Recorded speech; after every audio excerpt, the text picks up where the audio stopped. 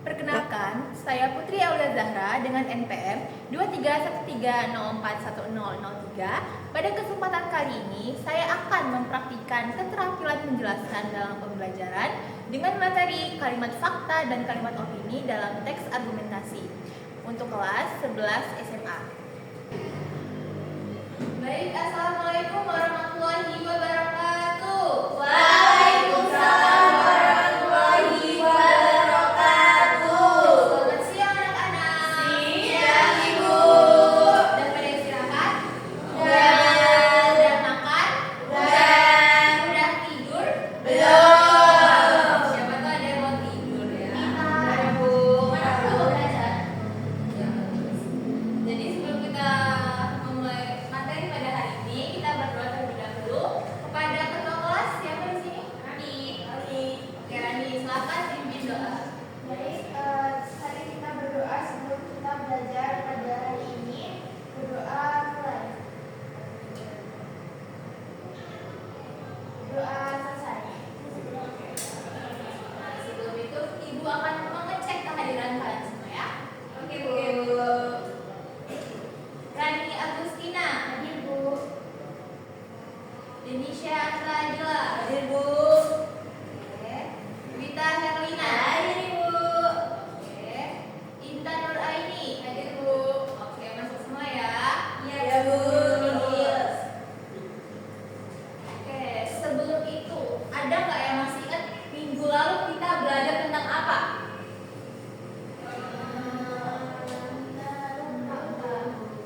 Minggu lalu kita belajar tentang teks argumentasi. Ada yang masih ingat nggak apa itu teks argumentasi?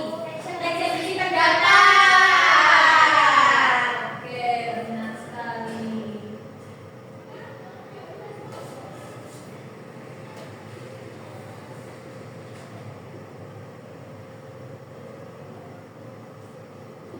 Oke, teks argumentasi adalah teks yang berisikan tentang pendapat.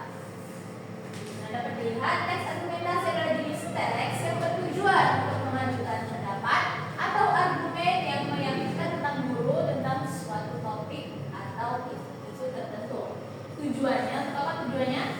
Untuk meyakinkan pembaca bahwa yang dapat dijelaskan adalah benar atau layak untuk dipertimbangkan.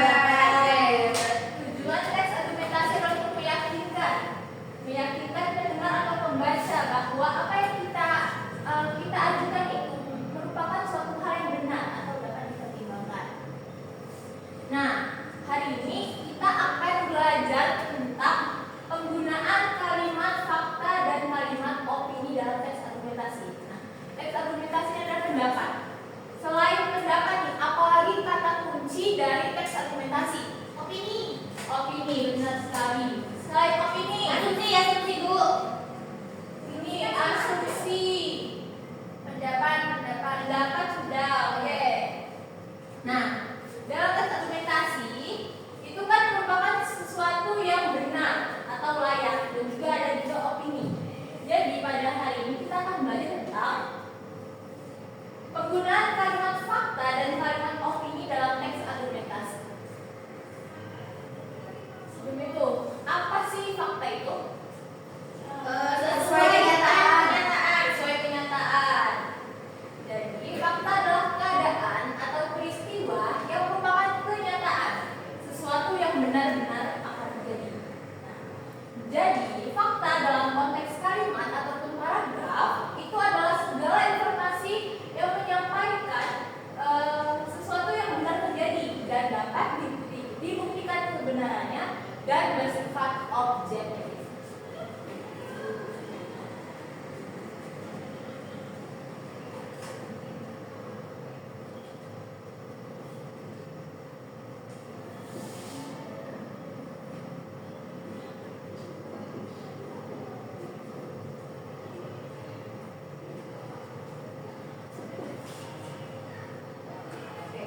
Fakta itu bersifat objektif.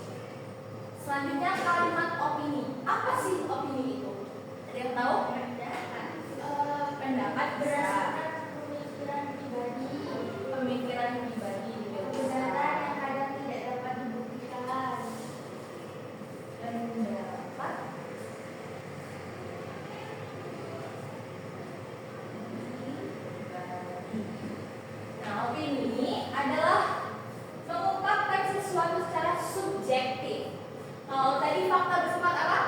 Objektif. Kalau opini bersifat Subjektif. apa yang bersifat subjektif? Ada yang tahu? Itu berdasarkan diri sendiri, jadi dia tuh nggak benar gitu ya.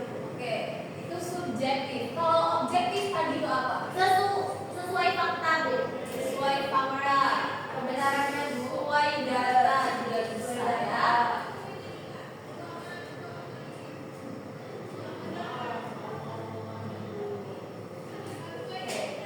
Jadi kalimat opini adalah pernyataan yang mengungkapkan pandangan, perasaan atau keyakinan pribadi seseorang yang kebenarannya tidak selalu dapat dibuktikan secara objektif dan dapat bervariasi antar individu. Nah, karena ini merupakan bersifat subjektif, sehingga belum tentu nih apa yang diungkapkan oleh individu tersebut, perasaannya ataupun pemikirannya ini merupakan sesuatu yang sesuai dengan kenyataan. Jadi dapat dikatakan bahwa tidak selalu dapat dibuktikan secara objektif. Oke? Selanjutnya, ada ciri-ciri dari fakta dan opini. Dari fakta dulu nih. Yang pertama, dapat dibuktikan kebenarannya. Itu saja karena apa itu fakta tadi? Sesuai dengan Kenyataan. Karena itu kenyataan, jadi dapat dibuktikan kebenarannya.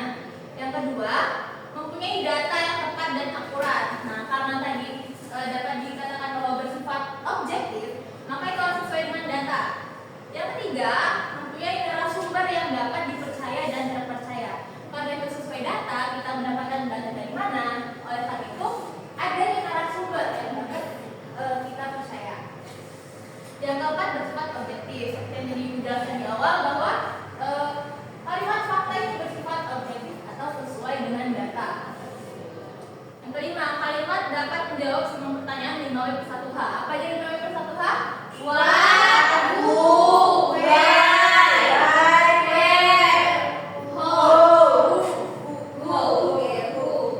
Nah, kalimat fakta itu dapat menjawab semua pertanyaan berhubungan dengan 5W+1H.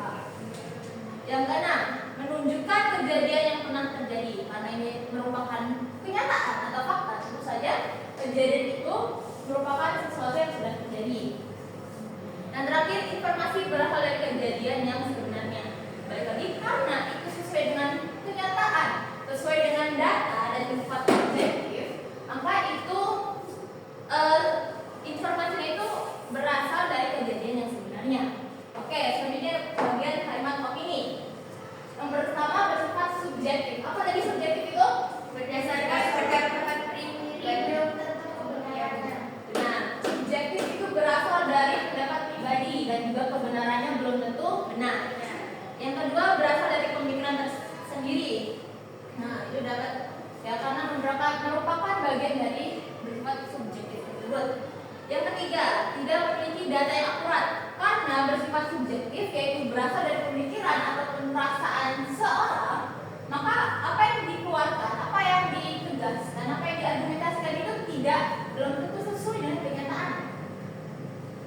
Yang keempat, berisi tanggapan terhadap peristiwa yang terjadi. Nah, kalimat opini ini kebanyakan berisi tanggapan karena itu bersifat subjektif. Contohnya ini ada pada nomor 7.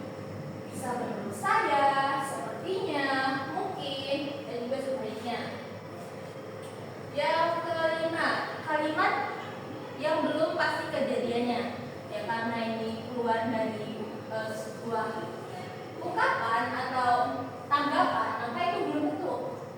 Kalau apa yang kita ungkapkan itu kejadiannya itu sudah terjadi. Dan yang keenam, merupakan pendapat atau argumen seseorang. Ini sama seperti bersifat subjektif, yaitu merupakan pendapat atau argumen seorang secara pribadi.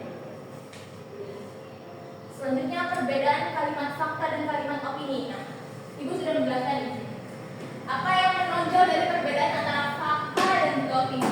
Objektif dan subjektif. Objektif dan subjektif. Kenapa fakta bersifat objektif? Karena sesuai dengan data, karena sesuai dengan kenyataan. Kenapa opini bersifat subjektif? Karena pendapat pribadi. Karena pendapat pribadi ya lo. tidak sesuai dengan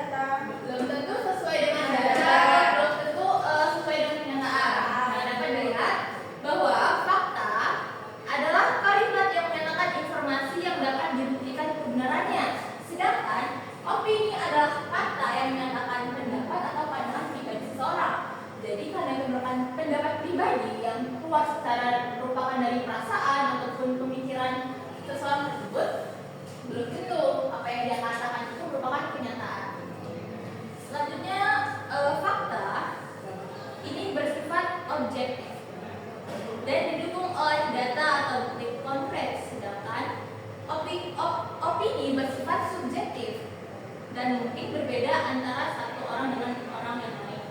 Nah, karena opini ini merupakan subjektif dari pendapat ungkapan pribadi, jadi bagaimanapun ungkapan dari orang satu dengan orang lain ini berbeda kan ya?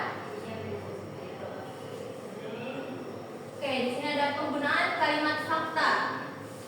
Penggunaan kalimat fakta dalam teks argumentasi sangat penting karena fakta-fakta memberikan dasar yang kuat dan objektif untuk mendukung pendapat yang diajukan oleh penulis. Di sini ada contohnya nih.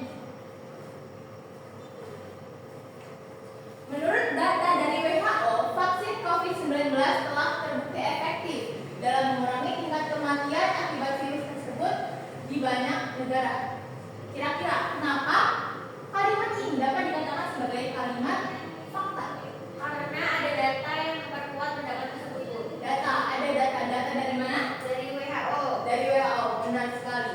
Kalimat ini dapat dikatakan sebagai kalimat fakta karena kalimat ini sudah sesuai dengan data, dengan apa yang sudah terjadi.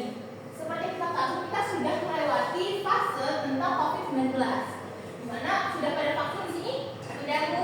Sudah. Oleh karena itu kita semua sehat ya di sini ya.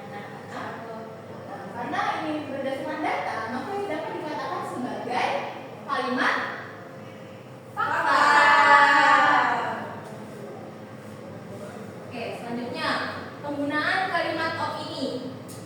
Kalimat opini digunakan untuk menyatakan sikap atau pandangan pribadi penulis terhadap isu yang sedang dibahas. Pendapat. Kalimat opini adalah pendapat. Nah, ini ada contohnya. Menurut saya, Bali adalah pulau terindah di Indonesia. Kenapa ini dikatakan kalimat opini?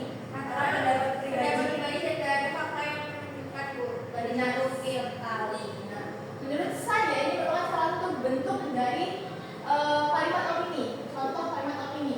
Menurut saya, Bali adalah pulau terindah di Indonesia. Di sini, penulis mengatakan bahwa hanya Bali lah pulau terindah di Indonesia. Dia tidak mengetahui bahwa ada pulau lain yang lebih indah dibandingkan dengan Bali. Apa contoh pulau yang lebih indah dari Bali? Apa itu yang di Nusantara? Banda Neira. Banda. Lalu apa yang di Lampung apa? Ada Pulau Pahlawan. Ya, kan juga merupakan sesuatu yang indah di Indonesia ya. Jadi penulis ini menyatakan bahwa hanya Bali lah pulau terindah di Indonesia. Jadi menurut asumsi pribadi. Oke, di sini ada teks argumentasi. Siapa yang ingin membacakannya? Tadi Saya. Oke, Intan, ayo silakan Intan. Gaya hidup modern yang serba cepat seringkali membuat banyak orang lebih memilih makanan cepat saji yang tidak sehat. Padahal, makanan yang kaya akan lemak, gula, dan garam dapat menyebabkan berbagai penyakit seperti obesitas, diabetes, dan penyakit jantung. Konsumsi makanan sehat harus menjadi prioritas utama untuk menjaga kesehatan masyarakat. Masyarakat harus lebih sadar akan pentingnya mengonsumsi makanan yang sehat dan bergizi seperti sayuran, buah-buahan, protein nabati, dan sumber serat seperti biji-bijian. Makanan ini dapat menjadi pilihan yang lebih baik untuk kesehatan tubuh dalam jangka panjang. Prioritas pada makanan sehat tidak hanya akan meningkatkan kualitas hidup individu, tapi juga mengurangi beban sistem kesehatan secara keseluruhan. Oke, terima kasih Intan. Nah, anak-anak semua sudah memahami isi tentang teks argumentasi yang digunakan. Kira-kira nih, bagian mana yang merupakan kalimat fakta? paragraf kedua Bu. Paragraf kedua, kalimat keberapa kita? 2. Kalimat kedua, coba bacakan.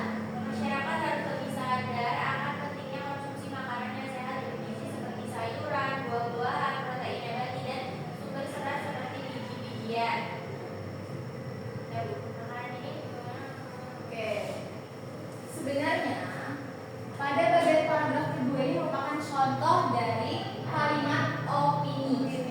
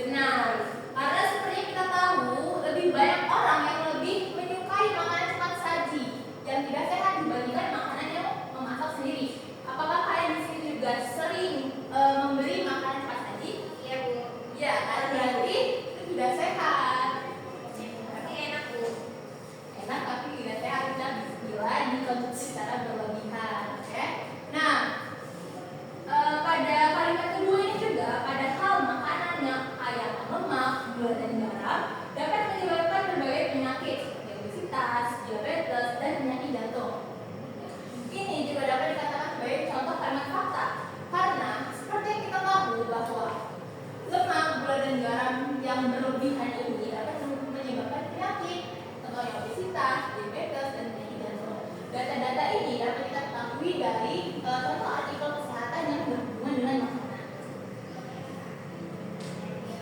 Oke, sudah Ibu jelaskan tentang kalimat fakta dan juga opini. Apakah ada pertanyaan? Cukup. Oke, kalau begitu Ibu minta kalian siapa yang bisa menjawab pertanyaan dari tentang materi yang sudah Ibu jelaskan tadi. Ini jawab semuanya atau satu? Satu dulu deh. Satu. Ayo, Rani nomor satu. Sabar.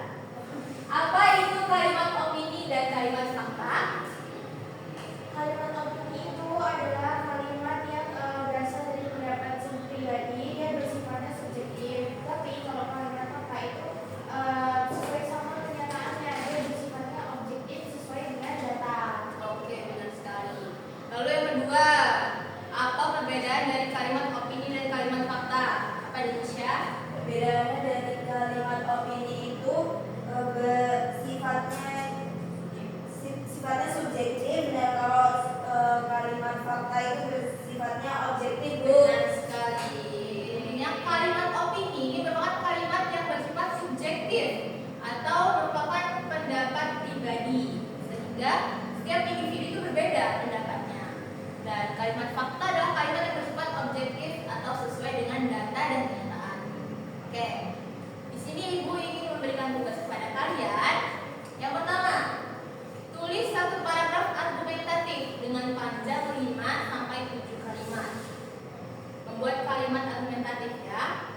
Nah, di sini Ibu ada dua topik. Yang pertama, manfaat membaca buku setiap hari. Dan yang kedua, apakah media sosial bermanfaat bagi pelajar? Nah, di sini kalian bisa memilih antara dua topik yang sudah disediakan. Mau memilih manfaat membaca buku ataukah media sosial bermanfaat bagi pelajar? Sudah paham? Sudah ada yang ingin ditanyakan? Cukup. Oke, karena materi yang Ibu sampaikan sudah jelas, mungkin ya, semoga jelas dan dapat kita gunakan di kehidupan sehari-hari. Terima kasih. Wassalamualaikum warahmatullahi wabarakatuh. Waalaikumsalam warahmatullahi wabarakatuh. Terima kasih, Ibu. Selamat siang, saya selaku observer lisan dari calon guru Putri Aulia Zahra dengan NIM 2313041003 pada tanggal 10 Oktober 2025 pada pukul 12.30 waktu Indonesia bagian Barat dengan topik kalimat fakta dan kalimat opini dalam teks argumentasi pada semester 1 pengajaran kedua. Pada aspek kejelasan, poin pertama, guru menyadari adanya keterbatasan pembendaharaan kata-kata dan ungkapan yang dimiliki siswa. Maka itu, guru tidak menggunakan kalimat yang berbelit-belit, dinyatakan ya. Poin kedua, guru menghindari penggunaan kata-kata yang meragukan dan yang berlebihan, dinyatakan ya. Pada aspek penggunaan contoh dan ilustrasi, poin pertama, guru memberikan contoh yang cukup untuk menanamkan pengertian dalam penjelasannya, dinyatakan ya. Poin kedua, guru menggunakan contoh yang relevan dengan sifat dari penjelasan itu, dinyatakan ya. Poin ketiga, contoh yang digunakan guru sesuai dengan usia, pengetahuan, dan latar belakang siswa, dinyatakan ya.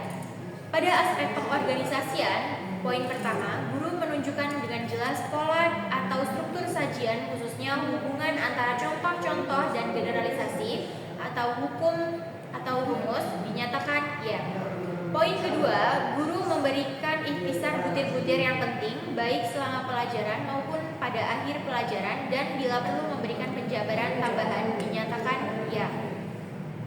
Poin selanjutnya, calon guru mengadakan variasi suara dalam memberikan penekanan pada hal-hal penting dalam penjelasannya, dinyatakan ya. Poin selanjutnya, butir-butir penting dalam penjelasan diberi tekanan dengan cara mengulanginya, mengatakan dalam kalimat lain atau menyebutkan satu demi satu seperti 1, 2, dan seterusnya, dinyatakan ya. Pada poin selanjutnya, penekanan yang berbeda diberikan pula dengan mimik, isyarat, ataupun dengan gerakan selama pelajaran berlangsung, dinyatakan ya. Selanjutnya, pada poin pemberian tekanan juga diberikan dengan menggunakan gambar-gambar Demonstrasi atau benda sebenarnya dinyatakan ya. Pada aspek balikan, poin pertama, calon guru mengajukan pertanyaan untuk mengetahui pemahaman, minat, atau sikap siswa tentang relevansi atau penggunaan penjelasan tersebut dinyatakan ya. Selanjutnya, pada poin terakhir, guru memberikan balikan itu untuk menyesuaikan ketepatan atau mengubah maksud penjelasan itu dinyatakan ya. Sekian, saya selaku observer lisan.